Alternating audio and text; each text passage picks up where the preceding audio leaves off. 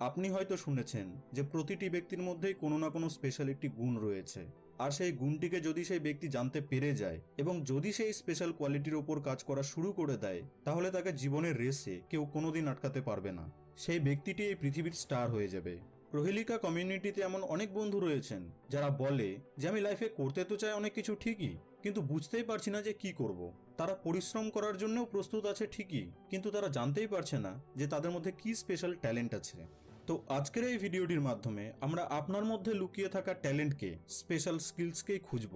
ভিডিওটিকে মনোযোগের সাথে অবশ্যই দেখবেন, কারণ যখন আপনি কোনো ফিল্ডকে চুজ করবেন তো আপনাকে সেই ফিল্ডটিতে জীবনের 50-60 বছর দিতে হবে। এই জন্যেই বিষয়টিকে মনোযোগ দিয়ে বুঝুন যে আপনি কোন ফিল্ডটিকে চুজ করবেন। দেখুন, দুটি জিনিস রয়েছে, একটি হলো প্যাশন এবং আরেকটি হলো প্রফেশন। আর জরুরি নয় যে কোনো ব্যক্তির কাছে তার প্যাশন এবং প্রফেশন একই হবে। ফর এক্সাম্পল, মনে করুন আপনি মিউজিক ভালোবাসেন, আপনি গান গাইতে খুব ভালোবাসেন এবং আপনি সিঙ্গিংয়ে নিজের ক্যারিয়ার বানাতে চান। তো এটি তো হলো আপনার প্যাশন। তো এবার আপনি হতে তো চান সিঙ্গার বটে, কিন্তু অর্থের জন্যে বা বাধ্য হয়ে আপনি অফিসে কোনো কাজ করছেন বা হয়তো অন্য কোনো কাজ করছেন। তো এটি হলো আপনার প্রফেশন। তো আপনার ট্রু প্যাশন এবং ট্যালেন্টকে খোঁজার জন্য দুটি বিষয়কে আপনাকে দেখতে হবে। এক হলো ইন্টারেস্ট এবং দুই হলো কনসিস্টেন্সি।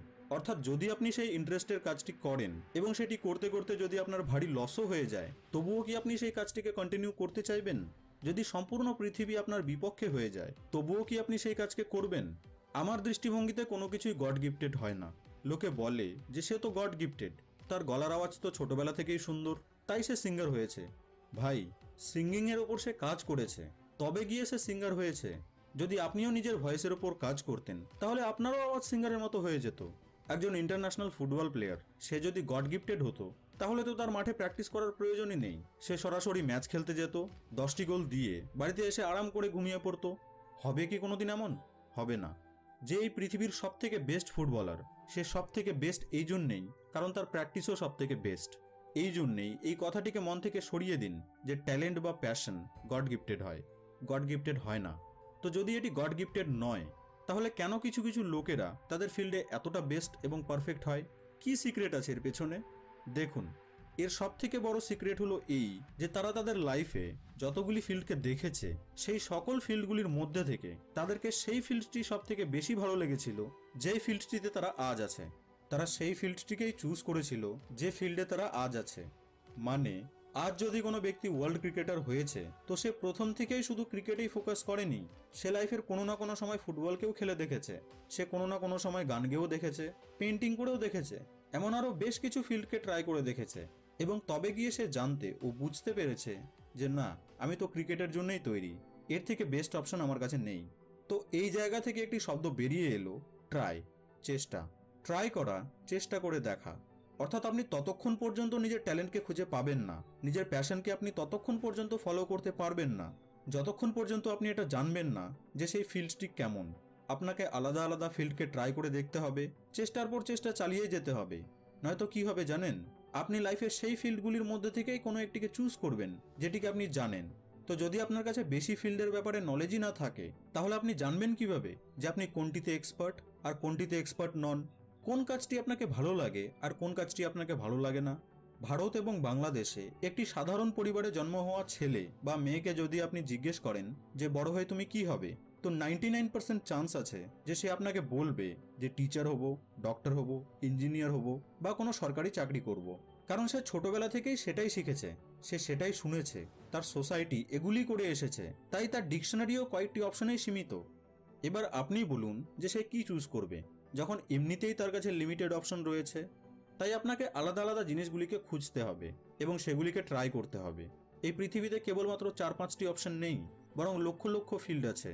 আর এই লক্ষ লক্ষ ফিল্ডের মধ্যে থেকে যদি আপনি কেবলমাত্র 15 থেকে 20টি ফিল্ডকেই ট্রাই করে নেন, তবেই আপনি একটি অনুমান পেয়ে যাবেন যে কোন কাজটি করতে আপনাকে ভালো লাগে, কোন কাজটিতে আপনার ইন্টারেস্ট রয়েছে, কোন কাজটি আপনার জন্য সুইটেবল। যখন আপনি ফুটবল খেলে দেখে নিলেন, ক্রিকেট খেলে দেখে নিলেন, গিটার বাজিয়েও দেখে নিলেন, অ্যাক্টিং করে দেখে নিলেন, ডান্স করে দেখে নিলেন, কোনো উকিলের সাথে কথা বললেন, কোনো ডক্টরের সাথে কথা বললেন, একজন টিচারের সাথে দেখা করলেন, ফিল্ডের ব্যাপারে তথ্য জোগাড় করলেন, এইভাবেই আপনি বহু ফিল্ডকে ট্রাই করে দেখে নিলেন। যখন আপনি মার্কেটে কিছু কিনতে যান, তখন কি আপনি কেবলমাত্র একটি দোকানেই যান? আচ্ছা, মেনে নিলাম যে আপনি একটি দোকানেই যান, তো সেখানে কি আপনি একটি টি শার্টকেই দেখেন, 10টি টি শার্টকে দেখেন আপনি বা 15টি টি শার্টকে দেখেন আপনি, তারপর গিয়ে ডিসাইড করেন যে কোনটি টি শার্ট নেবেন, তাই না? কখনো কি এমন হয়েছে যে আপনি দোকানে গেলেন, টি শার্টকে না দেখেই টাকা দিয়ে টি শার্টকে নিয়ে চলে এলেন এবং বাড়িতে এসে দেখলেন যে দেখি কেমন টি শার্ট নিলাম? তো যখন আপনি এত ছোট একটি ডিসিশনকে এতটা ভেবেচিন্তে নেন, তাহলে যে কাজটির সাথে আপনাকে 50-60 বছর কাটাতে হবে সেটির জন্য একটু সময় দেবেন না? ভাবনা চিন্তার জন্য একটু সময় দেবেন না যে আমি আলাদা আলাদা জিনিসকে ট্রাই করে দেখি আমার জন্য কোন কাজটি ঠিক হবে আর কোন কাজটি ঠিক হবে না? চলুন ধরে নিলাম যে আপনার কাছে 3টি অপশন রয়েছে। প্রথম ফুটবল, দ্বিতীয় গিটার এবং তৃতীয় হলো ডক্টর হওয়া। ঠিক আছে, জাস্ট এক্সাম্পল দিলাম। আপনার কি কি অপশন আছে সেগুলিকে এই জায়গায় আপনি বসিয়ে নিন। হয়তো কেউ জিম ট্রেনার হতে চান, কেউ নিউট্রিশন গাইড হতে চান, কেউ বা মেকআপ আর্টিস্ট হতে চান। সবার আলাদা আলাদা চয়েস আছে, বাট মনে করে নিন যে আপনাকে ফুটবল, গিটার এবং ডক্টর এই 3টির মধ্যে থেকে কোনো একটিকে চুজ করতে হবে। তো এক্ষেত্রে আপনি এটি দেখুন যে যদি আপনি এই 3টির মধ্যে থেকে কোনো একটিকে চুজ করেন, তো আপনি কি সেই কাজটিকে সারা জীবন করতে পারবেন? আপনি কি কোনোদিনই সেই কাজে বোর হবেন না? এমন ফের নয় তো যে 3 বা 4 মাস কাজটিকে করার পর তারপর বোর হয়ে অন্য ফিল্ডে চলে গেলেন।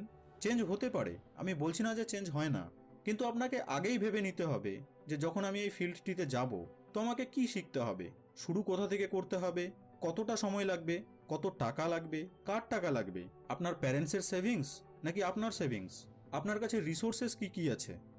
আপনি ভেবে নিলেন যে আপনি মঙ্গল গ্রহে যাবেন, খুব ভালো কথা, কিন্তু আপনাকে সেটিকে শিখতেও তো হবে। সেখানে যাবেন কিভাবে?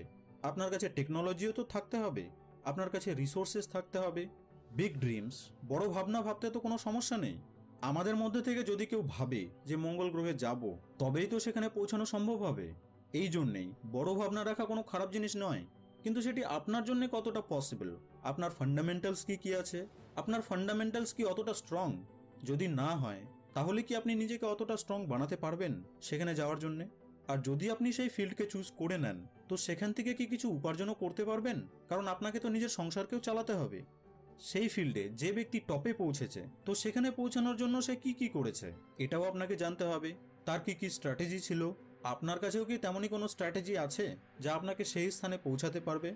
এইভাবে যখন আপনি ডিসাইড করবেন যে হ্যাঁ, এই ফিল্ডেই আমাকে যেতে হবে, আমার এই প্ল্যানিং রয়েছে, এরপর কি? এরপর ভাবা বন্ধ করে দিন, আর আপনার যে প্ল্যানিং ছিল সেগুলিকে অ্যাকশনে বদলানো শুরু করুন। পরিশ্রমের 1 ঘন্টা ভাবার 100 ঘন্টার থেকে উত্তম। A single hour of action is always better than 100 hours of thinking.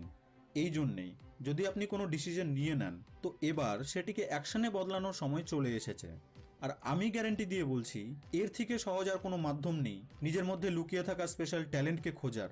আর কোনো মাধ্যম নেই নিজের প্যাশনকে প্রফেশনে বদলানোর, এর থেকে সহজ মাধ্যম আর নেই। আর যদি আপনি আমার ওপিনিয়ন চান, তো আমি বলবো ট্যালেন্ট ভ্যালেন্ট বলে কিছু হয় না। পরিশ্রম এবং স্কিলসের কাছে ট্যালেন্ট কিছুই না। আর যখন কোনো স্কিলসকে শিখবেন, তো সেই সময় নিজেকে সর্বজ্ঞানী মনে করার অভিমানকে ত্যাগ করে একজন ছোট শিশুর ন্যায় শিখুন।